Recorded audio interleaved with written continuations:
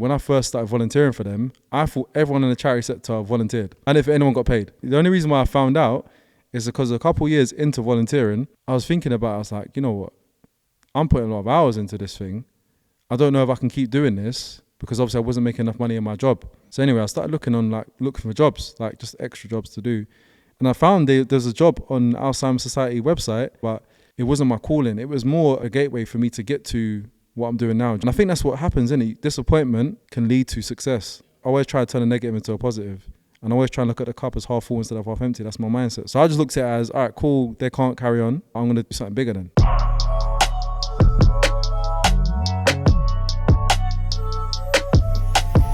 With the work that you do in the whole space of like poetry, it takes a lot for someone to kind of go up on stage and express their feelings, their emotions. Mm-hmm. You need a lot of confidence to do that.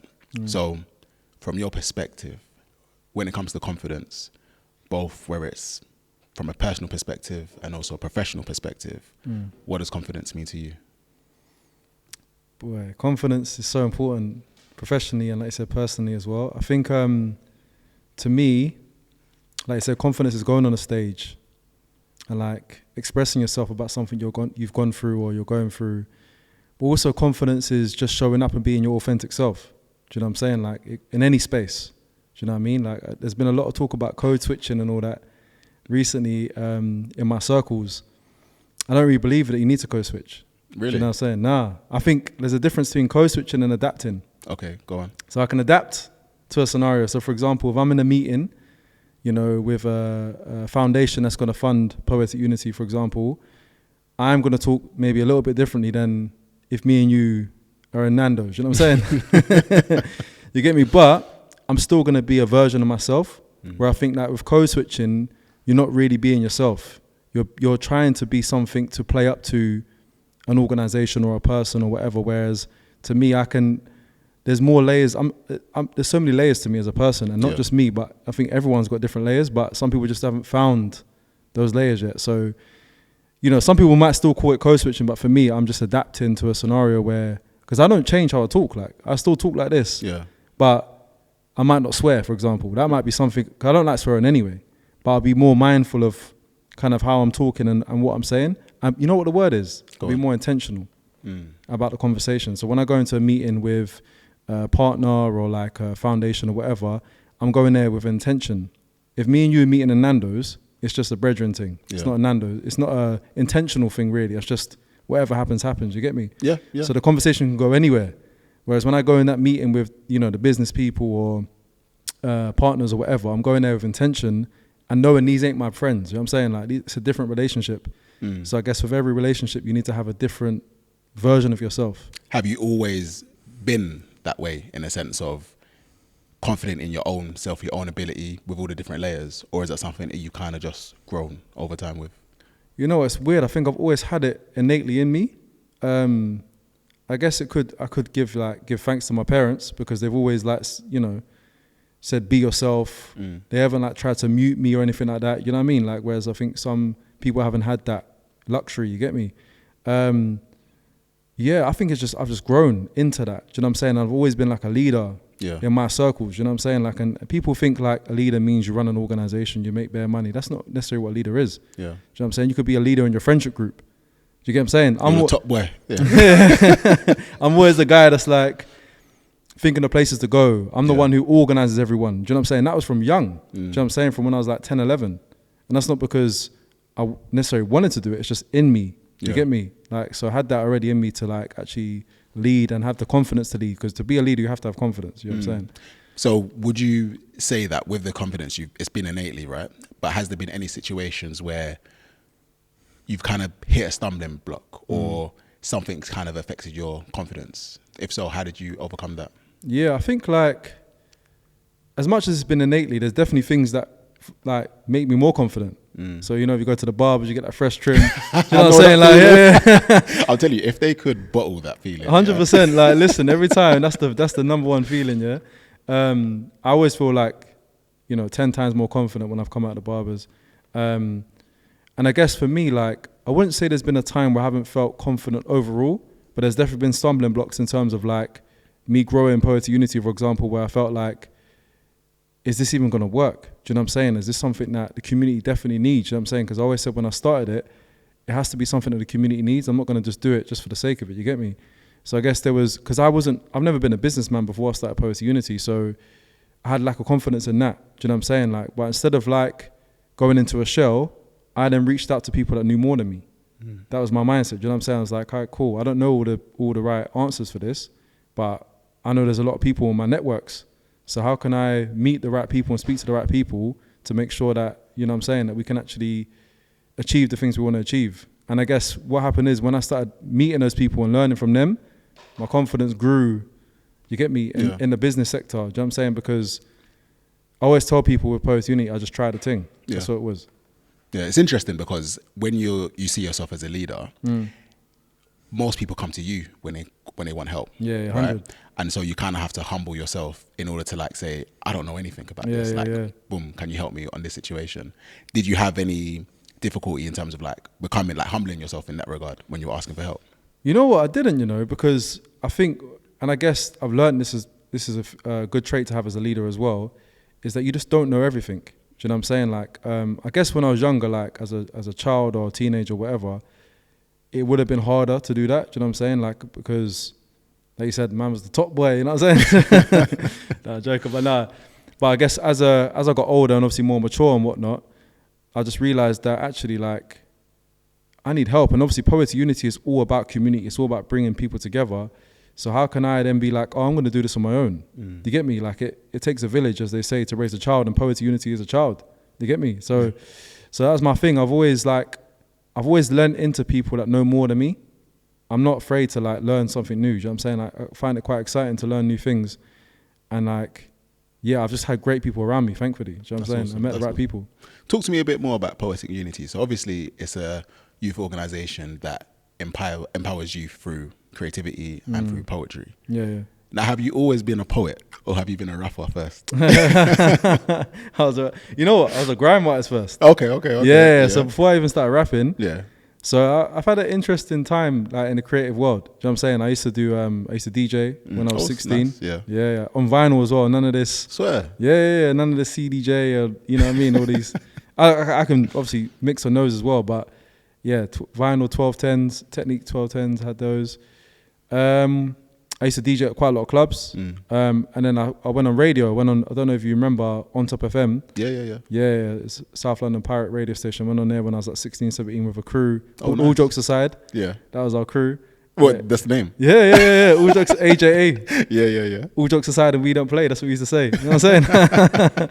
So no, that was like the very beginning of my creativity, innit? So, and what was good about those times though, is I met a lot of people. Do you know what I'm saying? So when I used to DJ, when I used to like MC, then I did go into music. And then I started doing events. So I started doing like music events, like with comedy. And then obviously poetry came later. I didn't start doing poetry until I was 25. I used to think poetry was corny, bro. I'm not even gonna lie. I mean, like, I think we both agree on that. Yeah. I was like, the way it was taught in school, obviously I'm from Brixton as well. Like from Brixton, we're not like, that's not something we're gonna do, innit? You get me? I'll be honest.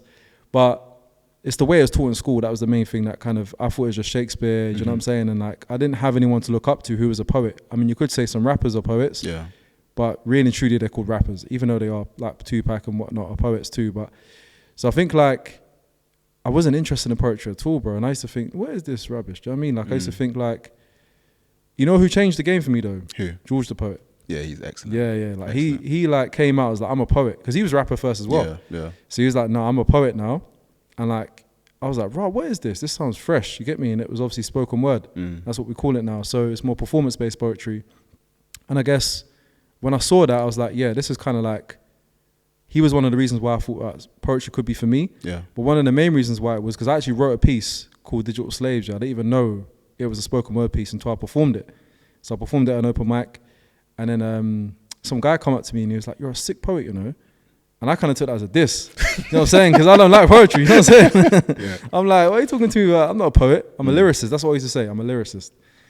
But then I deeped it and I started to perform that same piece at different places. And I was realizing that every time I performed that piece, everyone listened, you could hear a pin drop. And like, no matter how good anyone else was in that room, because there's loads of talent in the room, because I was going to events where I was the only poet, I stood out. Yeah. Do you know what I'm saying? And Yeah. like, and what I loved about poetry is that people actually listen intently. They're not just like listening to a beat or a chorus. They're listening to your message. You get me? So I was like, yo, this is a bit of me. Like, do you know what I'm saying? Like, and like, obviously then I heard George, and then like I was like, rah, like there's actually a lane for this. It's not just me. Do you know what I'm saying? Yeah. Like, gonna be just doing open mics for the rest of my life. Do you know what I mean? So then, yeah, from there, I just started to see the power of it and how we can use poetry as a tool to support the community. And before I started Poetic Unity, I was doing some volunteering work with Alzheimer Society charity because my grandma had dementia at the time. And my story, some people like don't even know this because I don't really talk about it no more. But my granddad, he's a G. Yeah, like he's like from my Jamaican side. Yeah, he's like a top G. He used to like do reggae, jazz. Like, oh wow. Yeah, he was a bad musician and he's a black cab driver as well. Yeah. So he came to this country when he was 21. And when he came here, he was doing like all different types of shows, like going to Germany, going across Europe. But he never made it big. But I always wanted to work with him, you get me? So I said to him, you know what? Nan's suffering with dementia. You've got a lot of music that he's never used before, like a lot of instrumentals and stuff that he's made. And he couldn't play music at the time because he had arthritis and whatnot, so he couldn't create nothing new. I said, is there anything you have in the locker that you haven't used that I could maybe use and create like a project from? He's like, yes, grandson, go do your thing. I was like, yeah, all right, say nothing then. And I went and I looked through his little archive and I found like 5 instrumentals in it. And I thought, right, this could work. So I created the EP. I had a studio in my house at the time. Created this EP. And there was even one song where it had him singing on it anyway. So I just added a verse to that song, you get me? Because he used to sing as well. And then what we decided to do was, after we created the project, was to donate all the money from that project to the Alzheimer Society charity to like obviously help raise awareness about, dementia amongst our communities, you know what I mean? Amazing. And we raised bare money, I think he raised like just over 10 grand, which was cool. But the main thing about it that was sick about the whole project was I promoted it for like 4 years, bro. Went into schools, did events around it, and we raised awareness to so many people that wouldn't have known about it or wouldn't have been able to speak about it because Alzheimer's Society, they don't really reach young people or the young black community especially, do you know what I'm saying? So when I was taking this project around, it was reaching those communities, you know what I'm saying? And like it was having an impact. And a lot of people were telling me they've got a grandma, they've got a dad or a mum that has dementia. Yeah. And it was mad because I was like, bro, I found like, I didn't realize so many people were going through the same thing as me. Do you know what I'm saying? So, and the reason why I bring this up is to say like, without me doing that project, I don't think Poetic Unity would exist. Do you know what I'm saying? Because I learned a lot about the charity sector, volunteering for Alzheimer's for 4 years. And like also, my grandparents changed me as a person. Like that whole situation, I was 22 at the time, I think, when I found out my grandma had dementia. And before that, I was all about I. But when I saw what she was going through, I started thinking about we. You get what I'm saying? And my mentality just changed. Do you know what I'm saying? Because as a kid, I was still on the road, bro, when I was like 21, 22. I'm not even gonna lie. Yeah. I was still doing stupidness. Do you know what I'm saying? Like but I'm not gonna lie, when I was younger, it was all about football and women. That's the main 2 things I cared about. I'm not gonna lie. That was the main 2 things. But naturally, because we're from the ends and that, you're just on road. Yeah. And when you're on road and you're bored, stupidness happens, you know what I'm saying? So I think that helped me. They helped me in 2 ways. Helped me find my path and my purpose. Do you know what I'm saying? Like, and I always give thanks to my grandparents for that because without that happening, I don't know where I'd be right now, bro. I won't be sitting here talking to you right now. Yeah, I can imagine. Like that in itself must have been such an amazing opportunity, especially to work with your granddad and your grandmother. Like, I can look like my grandparents. Like, I met my grandma once when I went to Nigeria, and then my granddad, I think I was talking on the phone, but I didn't have that kind of relationship with them, right? I wish I had something like that. And I think when I think of myself as like one day becoming a grandfather, I want my grandson to say to me, yeah, Dad, Granddad, let's make some music together. Do you know what I mean? That's some different type of energy. You probably gave him so much energy and love from that, you know? 100%. How was that experience working with the Alzheimer Society? Because you said you were volunteering with them, so you weren't doing... Was it full-time volunteering or were you still having something on the side? Yeah, so obviously I wasn't making any money, so I was like working on the side. So my dad's he's a sick businessman, isn't it? So he's got bare different businesses. He's like, he's a handyman as well, so he can like make anything. And at the time, he had a carpet cleaning business. So naturally, I'm his son. So he's like, oh, here's a job for you. You know what I'm saying? Like, so I went and started doing that. It wasn't making much money, but it was enough to tick. Obviously, I was living at home, so it was all right to just tick over. And I guess for me, when I was volunteering for Alzheimer's Society, it was a really good experience. But towards the end, it wasn't as good. And the reason why I say that is because I did so much as an individual to raise awareness about, what I was doing to communities they couldn't reach. And I guess towards the end, like, it got to a point where I wasn't getting that support back that I feel like I deserved. Yeah. But I'm glad that happened. Big them up, because if it didn't happen again, I might have stayed with them volunteering. Yeah. And then not done Poetic Unity. So, but that experience again, feeling like actually I'm not really getting the support I deserve, made me think I need to do this on my own, man. What were those conversations like, speaking to them about it? Yeah, there was always, don't get me wrong, there's always super supportive of what I was doing. They love what I was doing. Of course, it's helping them. But you know what I realized as well? Two things. So the conversations with them was, because what I used to ask for was, is there any budget to like put on bigger events? Yeah. So they could put in some money to put on a bigger event, because obviously I put in money myself, do you know what I'm saying, to create the project and obviously to do all these other events that I'm doing. They always said no, which obviously was disappointing. But what I've realized is now, as I've, now I run my own charity and I've been doing it for 8 years now, I realized that the money I raised was nothing. It's really insignificant. I mean, I'm not even like, just, put down what I did. It was, how much were you raising when you can put it into context? In 4 years, we raised over 10 grand. Yeah. So this is a massive charity. That's I don't know, £100 to them. Yeah. Do you know what I mean? Like, might be £10 to them. You know what I'm saying? Like, it's not. But where my work was so valuable was more the awareness side. I see. That's why at the time I thought, the money I raised is amazing. Because to me at that time, 10,000 was a lot of money. Yeah. Do you know what I'm saying? Like, I wasn't seeing 10,000. Do you know what I'm saying? Especially from doing poetry, where you didn't even see that as an avenue at all. Yeah. So for me, like, but before I started Poetic Unity, that was my first little, I guess, way into the charity sector. And you know what's mad as well? I was speaking to someone about this the other day. When I first started volunteering for them, I thought everyone in the charity sector volunteered. And if anyone got paid. That's not a bad shout, Yeah. Because I always remember when you go to donate, right, and you see how the money is split amongst people, you're like, wait a second, this isn't going to the actual people that need it. You're like, no, it has to fund all these wages and salaries. So I can imagine that being a shock. Yeah. So I was, and you know what, the only reason why I found out is because a couple of years into volunteering, I was thinking about it. I was like, you know what, I'm putting a lot of hours into this thing. I don't know if I can keep doing this, because obviously I wasn't making enough money in my job. So anyway, I started looking for jobs, like just extra jobs to do. And I found there's a job on Alzheimer Society website, and it was like 30k for admin.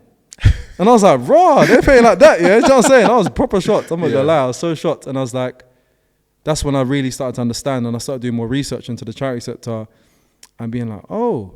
I'm surprised they didn't even offer you a job. Again, so am I, but I'm happy they didn't, because I would have took it. Yeah. At that time, because to me, it's still really an important issue, and big them up, you know what I'm saying? Because they're doing a lot of good work, but it's just, it wasn't my calling. It was more a gateway for me to get to what I'm doing now, do you know what I'm saying? But, and I think that's what happens, isn't it? Disappointment can lead to success. Yeah. Do you know what I mean? I always try to turn a negative into a positive. And I always try and look at the cup as half full instead of half empty. That's my mindset. So I just looked at it as, all right, cool, they can't carry on, but I'm gonna do something bigger then. So how did it happen then? Was it a case of you told them I'm no longer volunteering, or whilst you were volunteering with them, did you have the idea of Poetic Unity? Yeah, a bit of both. I kind of said to them, I'm gonna do one more event for you guys. Yeah. End on a bang. Do you know what I'm saying? And then that was it really. Like from that point, to be honest, because I'm volunteering for them, I don't even need to tell them anything. Do you know what I'm saying? I could just be like, I could just dip if I wanted to, but because I had a good relationship with them, and like a couple of people at work there, I was like, cool, let me just, let them know. And then I guess the idea of Poetic Unity kind of came in between the time of me leaving the volunteer role and like starting, because like I said, it came for two reasons. One, because, so even another thing that's really important to say is that Poetic Unity wouldn't exist if I didn't watch the film Inception. Go on, how come? Because that's a mad thing to say as well. So obviously Inception has nothing to do with what Poetic Unity is about. Yeah. But first things first, like I get inspired when I watch movies, innit? Big up Christopher Nolan, he's my favourite director. And I guess when I watch that movie, there's music in it that Hans Zimmer made, big up Hans Zimmer as well, sick composer.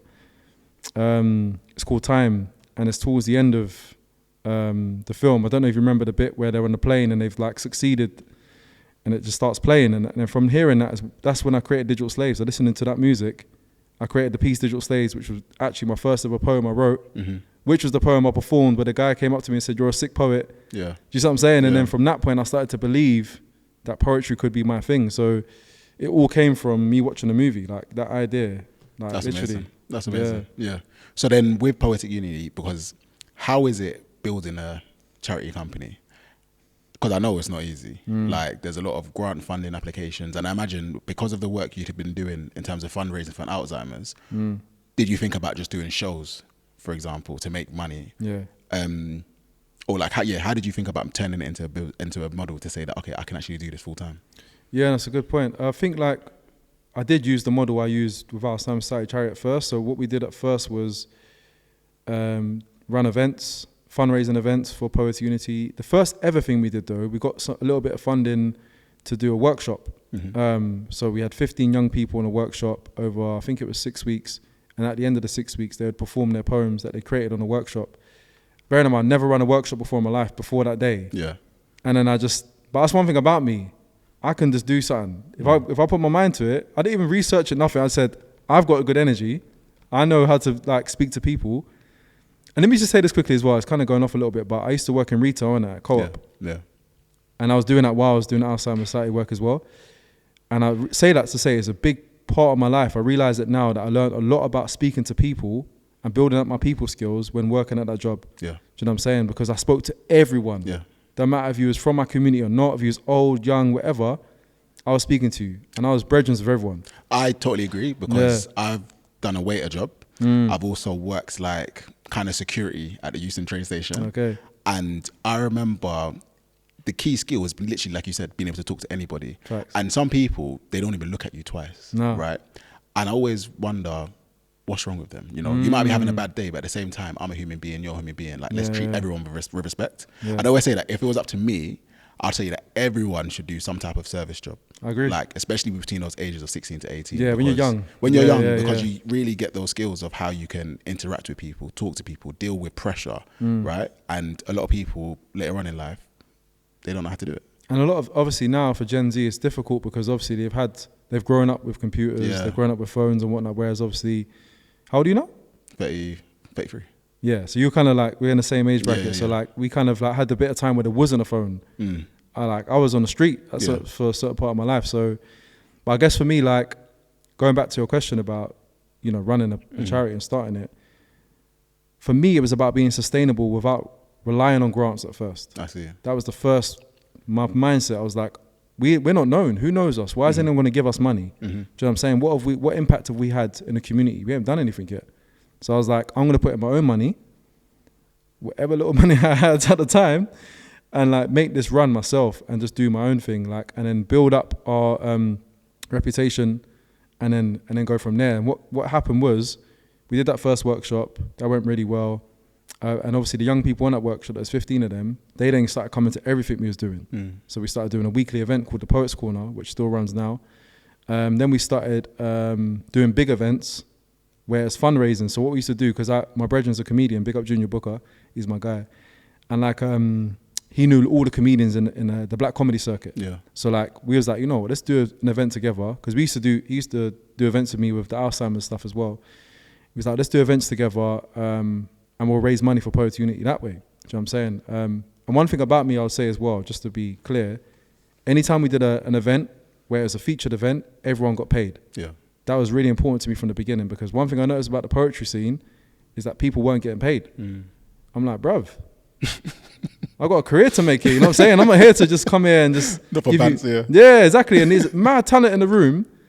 And the thing about the poetry scene, which is good and bad, it's so humble, which is obviously good in some ways, but it's bad in other ways, because then they get taken advantage of. You get what I'm saying? So for me, I saw that, and I remember in mind, I'm coming from Brixton, and also I'm coming from a music background. In music, everyone gets paid. Do you know what I'm saying? Yeah. And obviously Brixton, I'm just raggo. I'm just that's my mindset. I'm just not gonna. I'm always gonna speak my mind and say what I'm saying. So I think that really helped make it easy for me to have that mindset. You get me? Yep. And like so yeah, when we did these big events, raising funds for Poetic Unity, we had like 300-400 people coming to these events, and we would charge like £10 or £15 to come, and then obviously all that money just went back into paying the artist, paying the venue, and then going back into Poetic Unity. Wow. Do you know what I mean? And that's kind of how, and it wasn't making, and this is one thing I'll say to people, because a lot of people want that event to come back. We used to do an event called Good Times. Yeah. Comedy, music, poetry, after party, everything you could think of in one night. Bro, Started at 6, finished at 3 in the morning. Stress. Yeah. And I'll tell you now, because I've been doing events for way before I started Poetic Unity, maybe like 12 to 13 years maybe now. Yeah. And that event was really hard to do because you've got to get 300 or 400 people in the building. Yeah. And obviously on top of that, you've got to pay the venue. You're not getting any, support from outside. It's all the ticket sales that are covering the venue. And it just was too much legwork for not enough money and not enough impact. Yeah. Do you know what I'm saying? Like, yeah, it's cool getting everyone together for a night for 300, 400 people, but then that night's done. Do you know what I'm saying? Where there's other things that we could do that can have longer lasting impact, which actually costs a lot less and a lot less stress. Do you know what I'm saying? So we did that event, that fundraising event for a couple of years, and we actually did our biggest event at Catford Broadway Theatre, and we had about 600 people came to that event. Wow, when was that? What year was that now? 2018, I think. Mm-hmm. Yeah. And that was big. Like, we had like Etta Bond came to that to perform. We had Slim the comedian, Kane Brown, Judy Love, who's massive now. She performed at that. So yeah, we had like big comedians, like a big music artist, and we had obviously our poets who were killing it, but they're young. Yeah. And they'd never been on those big stages before. And that's what my mindset was. How can I get poetry on a big stage? Do you know what I'm saying? So, but anyway, when I first started it was just all about how can we make sustainable income, which isn't reliant on anyone. And I guess the main way was, making money through events. And then we did touch merchandise a little bit, but not too much because it was just, it's too reliant on sales coming in or not. Do you know what I'm saying? So we didn't touch that too much, but something I want to look at in the future though, obviously. You know what I'm saying? But we're just trying to be sustainable for the first year. And then what really changed us though, and really helped me take Poetic Unity further was teachers used to come to our events. Like, we didn't even know half the time these people were teachers, but just randomly, teachers love poetry. I guess English teachers maybe. Yeah. And like, they used to tell their school about us. So then towards the end of the first year of Poetic Unity existing, bearing in mind I hadn't registered as a company yet or anything. Oh, so it's just like you're just running with it? Yeah, it's running. So it's on social media. Like, we got the logo, all that stuff. It's all out there, but we haven't even registered. We ain't trademarked the logo yet. So technically someone could have teethed our thing at the time. They could have, but obviously I wasn't saying this out in the public. I was just trying it out. Do you know what I'm saying? But what changed the game was that, and again, this was like helping us be more sustainable, was schools started to contact us and say, look, we want you to run workshops in our school and we'll pay you X amount of money. Yeah. And the problem was you needed a business account. You couldn't do it for an individual account. They wouldn't pay an individual. So I was like, I need to set up Poetic Unity as an actual company now then. Do you know what I'm saying? Or we can't do these workshops.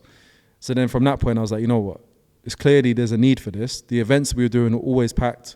Do you know what I'm saying? So I was like, you know what? We need to do this properly now. Do you know what I mean? So I registered it in November 2015 as a charitable company. So what that means is it's a charity, but you're not registered to Charities Commission yet. That's a whole nother level. We'll get into that. But so we registered Charities Commission later on, once we had shown our impact and whatnot. But yeah, the first year was all about being sustainable and not relying on anyone. Yeah, I mean, I think what you've done is probably the best way because test it before having to go through all that legal legwork because that's just long. And it's still, you've got to pay something. Even though it's only £40, it's still you money. Got to pay. You got to pay, And you got to do your accounts, all of that stuff. Exactly, yeah. So you mentioned like the workshops and also these schools contacting you for their students. So what was the main need that you was helping the schools with? Like, what was the, I don't want to say problem, but the area of development that they see that they wanted their pupils to improve upon? At first, I think it was more engaging with poetry because as we mentioned earlier, poetry is really boring in schools, the way it's taught. So I think it was more engaging young people to poetry and actually getting them to like it and actually seeing there's another avenue of poetry, which is obviously spoken word. And also on top of that, is helping the curriculum as well, because obviously poetry is part of the English curriculum. Part of the curriculum, and obviously English is part of it. So I think it was like helping young people to like get better, not necessarily better grades, but maybe improve their behavior, improve their confidence, their, you know what I mean, personal development kind of thing at the beginning. But it grew. The work we do in schools now is so different to when we first started, because when we first started, I would say when I think about it, it's mostly personal development. It's mostly about lack of self-esteem, lack of confidence, a bit around English as well, and also making poetry fun. Now it's like mental health, identity, misogyny, like all these different topics are coming up. So what did the workshop look then, and what does it look like now? Like I said, then I never done one. Yeah. How did you feel? What was going through your head? Like, how did you plan it? It's a good question. I asked a lot of people that had done it before. So I got like some help from people that had done it before. And also I just thought to myself, when I was in school, what did I want? You get what I'm saying? Like how would I want class to be taught to me? Do you know what I mean? How would I want a teacher to approach me? Because that's the one thing we ain't spoke about yet, but you know, in school I had a bad time, man. Like the teachers, like, they weren't good. Yeah. Do you know what I'm saying? So I wanted to give, you know, young people of this generation a better experience than I had, you get me? So that was in my mindset.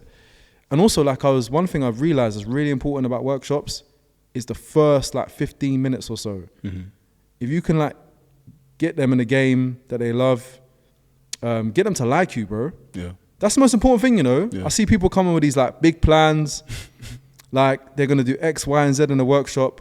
If the young people don't like you, it's not gonna happen. It doesn't matter what your plan is. You know what I'm saying? Your plan's out the window, mate. You get me? Yeah. So like for me, I was like, I just need to be me. Do you know what I'm saying? I know as an organization, one of the things that Poetic Unity has that a lot of organizations in our sector don't really have is that lived experience. So when I'm going into the schools, I've gone through what these young people have gone through. Do you know what I'm saying? Because as you know, most of the schools that are contacting us are the schools where it's more bad breed. Yeah. You get me? Yeah. So like we're going in schools where we have that lived experience and knowing how it is to be in their position. Do you get what I'm saying? So I think having that direct connection was really important. So I think at the beginning it was more about me thinking, are these like making sure these young people like us, and then going there as performers, performing. Okay. You know what I'm saying? Performing and being like, this is what spoken word is. And they're like, rah, that's spoken word.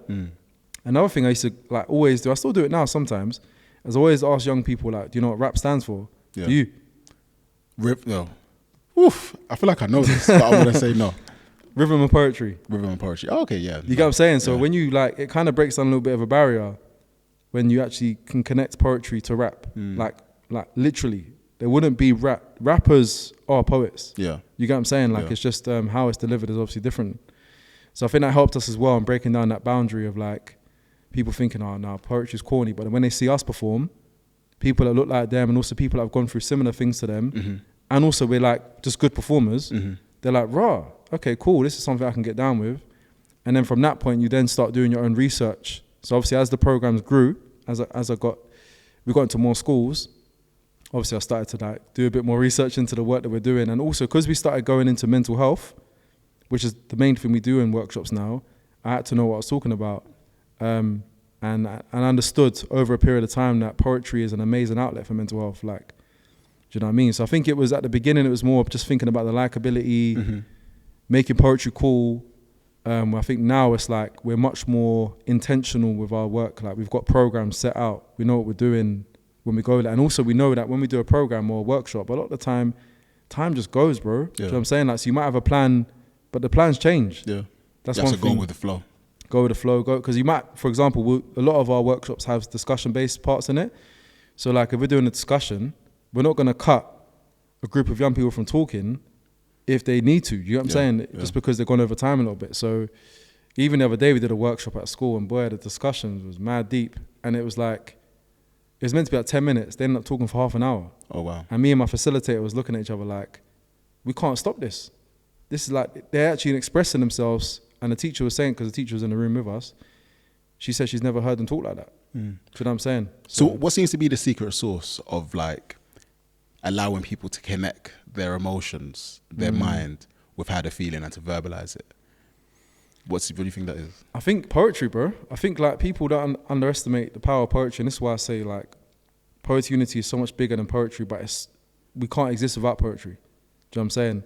But like break it down for me. So like let's just say I'm one of your students in your class. Yeah.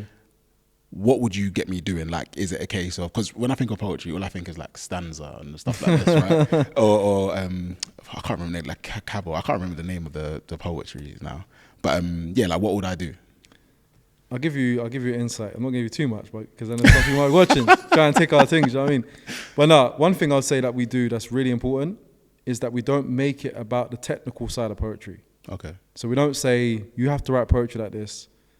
you have to do a stanza. Sometimes we might do an acrostic poem or something like that. But most of the time, most of our workshops are not about being the best poet. It's about being able to express yourself in a safe space and then use poetry as an outlet. So what tends to happen is a lot of our sessions, especially around mental health, say the session's 2 hours. The actual poetry segment of it is probably like 20 minutes. I see. You know what I'm saying? All of it before that is getting to the point to help them open up in their poetry. Do you get me? Because a lot of the time, especially with boys, we've got a program that's called Man Them Let's Talk here. Yeah. And like it's just for young boys. And like what we found with that program is that obviously we all know boys and men, we don't speak as much as women do. Do you know what I'm saying? And I think that's a massive problem of why men commit suicide more in the UK anyway. Yeah. And not even more. That's the biggest killer of men under the age of 45. I don't know if that's still true, but that was a statistic at one point. And I think one of the big reasons is because men don't speak, and we can't speak easily in a conversation. But when you ask the boys to like speak in a poem about how they feel, it comes out. It just comes out, bro. It's not even like, it's just magic. I wonder if it's like a type of, like you make yourself a second person. So like you dissociate yourself from yourself. It's like, I'm Yemi, but then I'm Yemi the performer. And then Yemi the performer can talk about stuff, whatever he wants to talk. It's not even his name's Yemi, his name's Frenzy. That was my MC name in school. Yeah, so, Frenzy. So that's what he will talk about, right? Okay. And you can make that distinction between yourself. Maybe that's what it is. I think that's definitely a part of it. I also think that, I think when boys are speaking amongst their friends, their peers, I think they get a bit shy and they think they don't want to be seen as that guy who's emotional or whatever, because they might be seen as soft. You know what I'm saying? Which obviously isn't the case, but that's just how it is in society. Do you know what I mean? And I think when you're doing a poem, you know that people might not ever read this, your peers anyway. We don't force, that's one thing about us as well. We don't force young people to read the poems. Like you can if you want to, innit? But if you don't want to, it's cool. As long as you've written something and we can read it, it's calm. Do you know what I mean? So I think that definitely helps, is that they think some people, their peers may not even hear it. Even though I say that, most of the time they actually do perform it in the end. Yeah. Do you know what I'm saying? So I think that's the most important thing about what we do, is that we create a safe space for young people to reach the highest potential and to be their authentic selves. And those two things are literally what I want to achieve with Poetic Unity. Like all the other stuff we do around it is leading towards those two outcomes. You get me? Why do you think so many young people, even people like our age, are suffering with, say, low self-esteem and lack of confidence? Such a loaded question, but I guess from just a simple perspective, I think we're all comparing ourselves to someone. Do you get what I mean? Yep. Like, we can't go out in the world and not see something we want that someone else has. Yeah. And we're like, yo, I want that. All of us do it. All the time. You know what I'm saying? All of us do it. It's just how do you internalize that? So for me, when I see something I want, that inspires me and makes me hungrier to go get it. Do you know what I'm saying? Like, whereas some people just get vexed and be like, I'm gonna go rob that guy, or I'm gonna go rob that shop, or they might even have they might have gone into depression because they can't get those things. They're not, you know what I'm saying? So I think that's one thing, and that's just materialistic wise, isn't it? Do you know what I'm saying? Like, but I guess for me personally as an individual, I've never been materialistic, so I've never cared about that type of stuff. I'm more goal orientated. I want impact. Do you know what I'm saying? Like legacy. Do you know what I'm saying? Like generational wealth. Do you know what I'm saying? I'm just trying to think of the future. I'm thinking about, my children's children, like when I have children. Do you know what I mean? Like, and family just in general. Do you know what I'm saying? And our people. Yeah. Do you know what I'm saying? Our community. So, but I think social media obviously plays a part. I mean, that always gets brought up. Yeah. And I think like just seeing things that you want, but you feel like you can't attain it. But the wickedest thing is, if someone's attained it, you can attain it. Yeah. Yeah. Because someone's done it. I'm not saying we all start from different places. That's one thing. But at the same time, I think that thinking can be dangerous because you don't know what that person went through to go get it. That's true.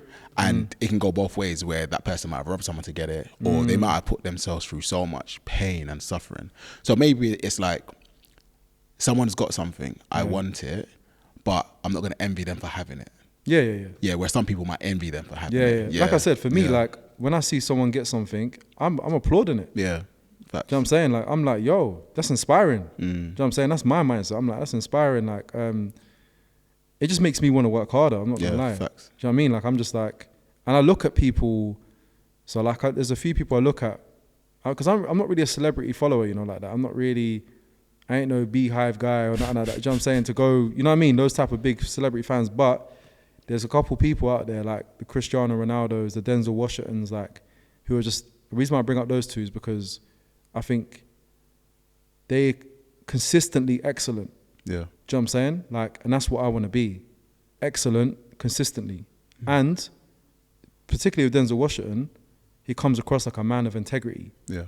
And to me, like, consistency, integrity, and discipline are probably like top, definitely my top 5 most important things. Like, do you know what I'm saying? So, and that's what I was thinking about. Do you have any habits that kind of keep you in check to stay like disciplined, to stay focused? Do you have any habits that you like stay on top of? Yeah, definitely. Every morning, Monday to Friday, I work out. So Poetic Unity is like starts at 10 a.m. So I always wake up like 6:30 latest. Go work out either at the gym or there's like a calisthenics park near my house. Where I go and work out as well, because the sun's out. Yeah, you know what I'm saying? Go the calisthenics, you know what I mean? So, but I prefer that training because it feels more like, I feel more like a kid again. Do you know what I mean? It's more fun.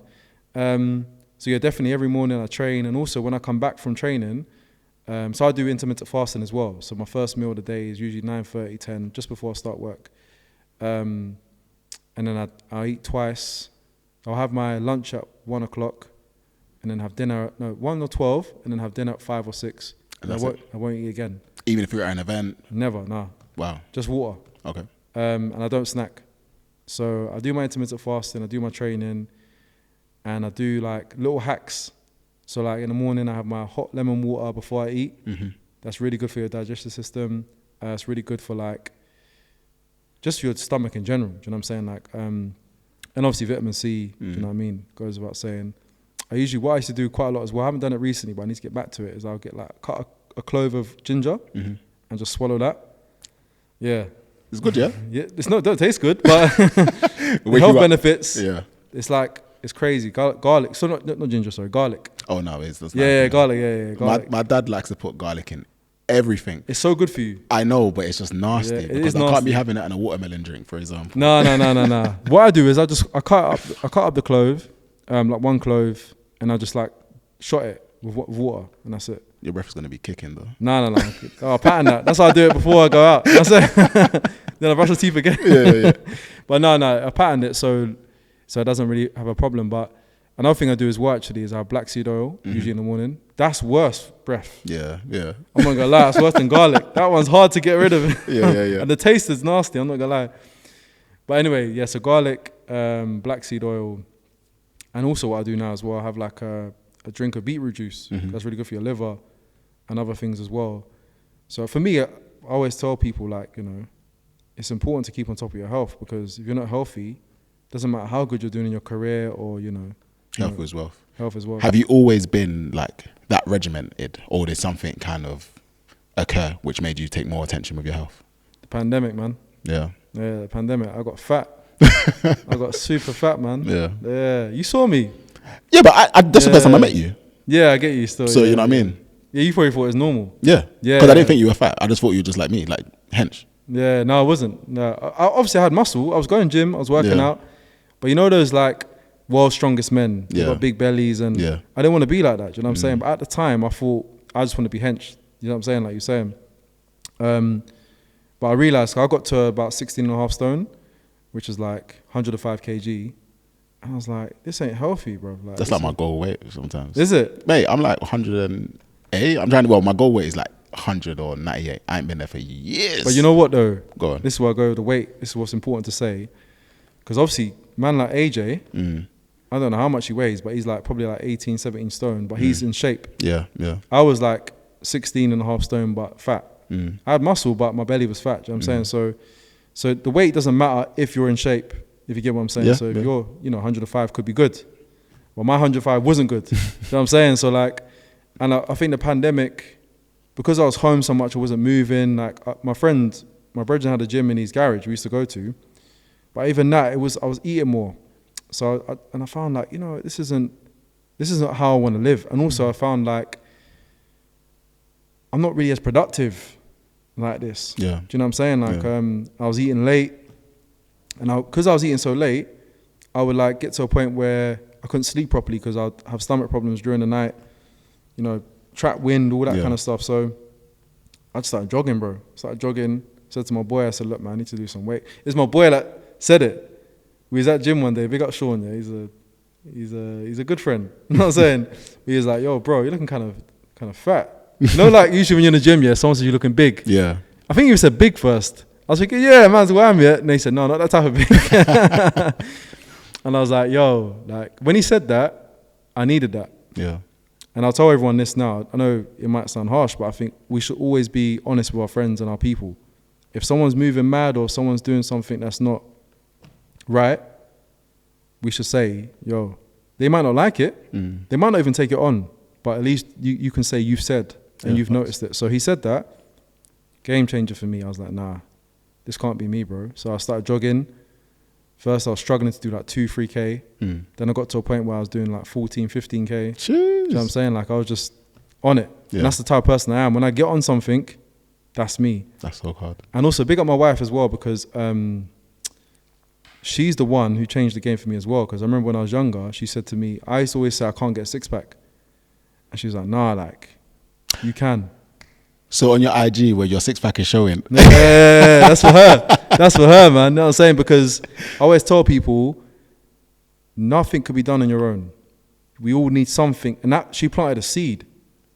And without that seed, I don't know if I would have got to that point. Yeah. Do you know what I'm saying? So like, but she planted that seed. Obviously, my boy, Sean, he said what he said. And then from then, I looked into how to lose weight. Because the thing is, losing weight, people think you just eat less calories. You got to work out what calorie intake you're meant to have in. Yeah. Because we're all different. Do you know what I'm saying? So I had to work that out. That took time. And also, I didn't want to just eat less calories. I wanted to eat healthier. Yeah. Because you could be slim but unhealthy. Yeah.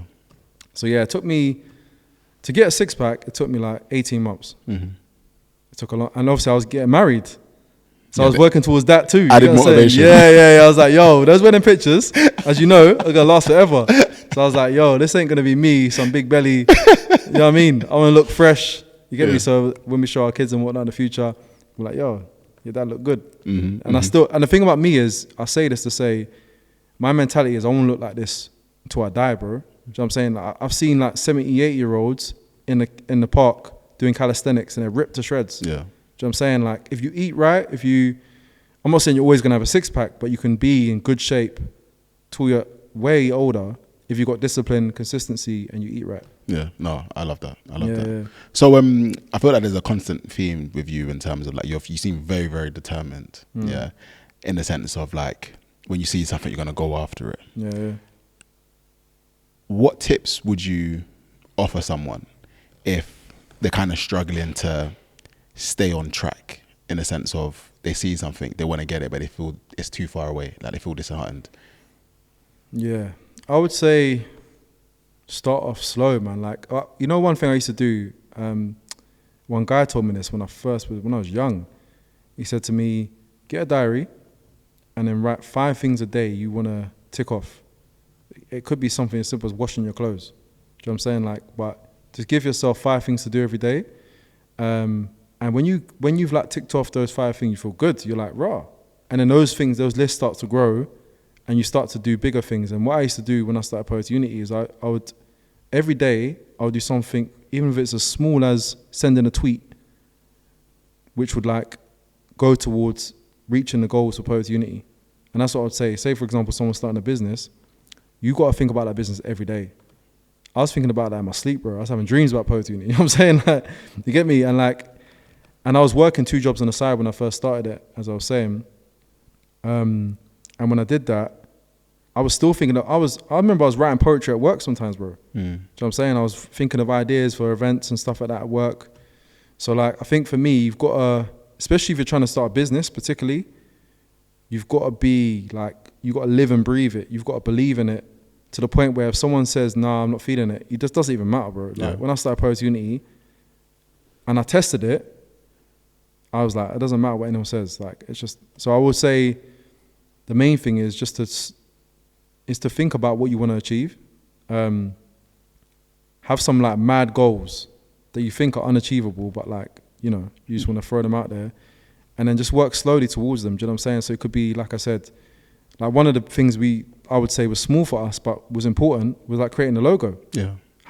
What's the vision of Poets Unity? How do I want people to see it? How do I want it to be carried and looked at in society? Do you know what I'm saying? So, but that's an important thing as much as it's small. Do you get what I'm saying? Mm-hmm. So like, and this is still the same logo since we started. So I think like, yeah, just like chipping away every day at something and making it a priority. I think like anyone who does this type of work, you probably can say the same thing. We've got to be a bit crazy.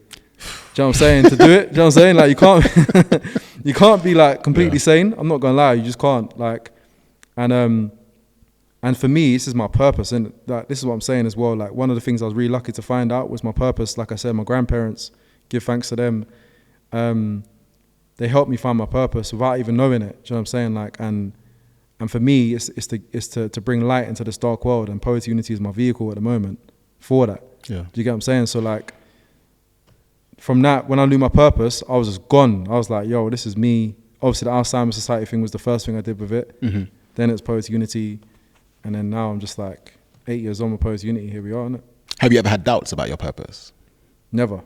Not my purpose. There's been doubts about, you know, the work of Alzheimer Society. There's been doubts about Poets Unity at points, but the purpose, I can't ever see in that change. Like that's just like, it feels so like right. How would you say it's so bringing light into this world? Is that how you'd class your purpose as? Yeah, so bringing light into this dark world. Yeah. I see this world as like problematic, man. So many ways. Like it ain't gonna get better anytime soon. Yeah. It's probably not gonna get better ever. Yeah. In terms of like overall. Do you know what I'm saying? But obviously my hope is that I can add something. I think in this world there's people that are bringing darkness in it. Like, and they're knowingly doing that. And there's people like myself who are bringing light into this world and knowingly doing it. And it's a constant battle. I don't necessarily believe in God and the devil and all that kind of stuff, but I definitely believe in good energy and bad energy. Do you know what I'm saying? And I know when I meet someone whose energy's off. Yeah. And I know when I meet someone with energy's like, yo, this is a good person. You get what I'm saying? It's like you can just feel it. Do you know what I'm saying? So for me, it's like, I just want to put people with that good energy in the right places, give them the right opportunities, and also I just want to bring more good energy and light into this world to make this world easier for people that have it so hard already. The amount of people we work with that have gone through serious trauma, do you know what I'm saying? Like, Poets Unity is like, you know, their second home. Do you know what I'm saying? It's like, it's a light for them. Do you know what I mean? So that's always been my thing. But I think like, it's difficult for people to find their purpose. Some people don't find it until they're like 50, 60. Some people never find it. Yeah. Do you know what I'm saying? So that's what I'm saying. I was blessed. I was like 22. And like, I've been saying this since then. Bring light to the dark world. Like, that's me. Yeah. People think Poets Unity is my purpose. Not necessarily. It's the vehicle. It's the vehicle. Yeah. Sick. So I've got a couple quick fire questions before we go. All right, cool. So obviously you run Poetic Unity. If you was to do a collaboration, like an album with a musician across the whole world, who would it be? Frank Ocean. What happened? That was so quick. To me, like, he's the best artist of this generation. And you know why I say that is because every time he does something, he's one of those people, he can go away for 10, 15 years, come back and sell out everywhere. Do you know what I'm saying? He doesn't need to be in the limelight. He's not on social media like that. I think he's got Instagram, but he don't really use it. And you know, I always tell people this. So you know in his last album, Blonded, right? He's got a song called Pink and White. And on that song, he's got Beyonce doing ad-libs for him, yeah? And her name's not even on the song. That's how big he is. He can get someone like Beyonce to do ad-libs, and she doesn't even want a credit. Because it's Frank Ocean's song. It's not about Beyonce. Sick. You get what I'm saying? So for me, Frank, and also he's a poet. Yeah. Like, he's not a poet, but he's a poet. The way he writes is very poetic. So he would be sick. Like, he would be super sick, yeah. Okay, cool.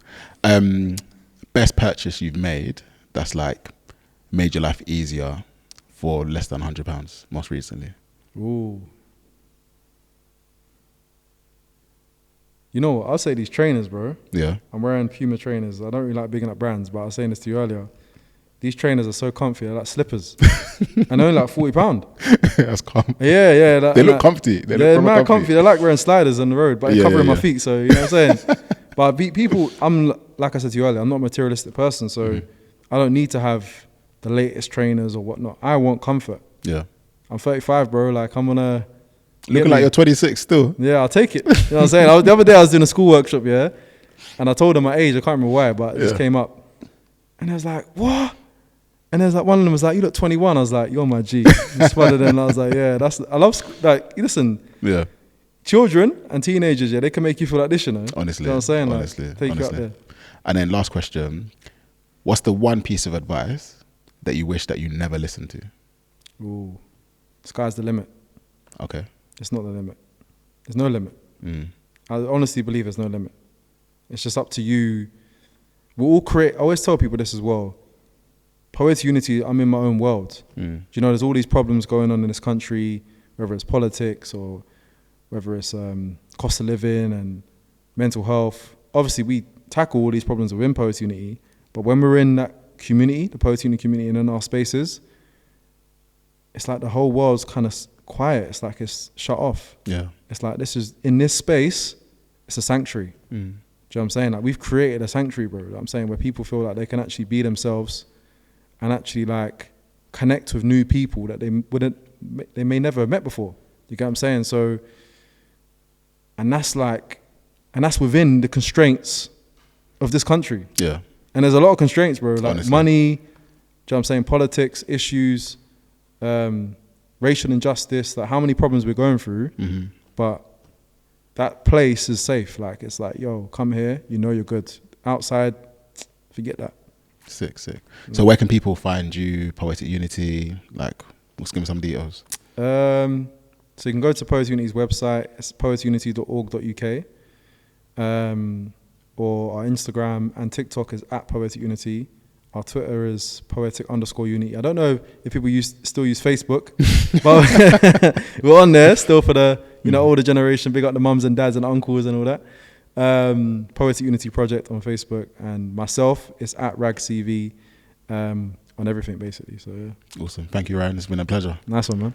Bless. Cheers.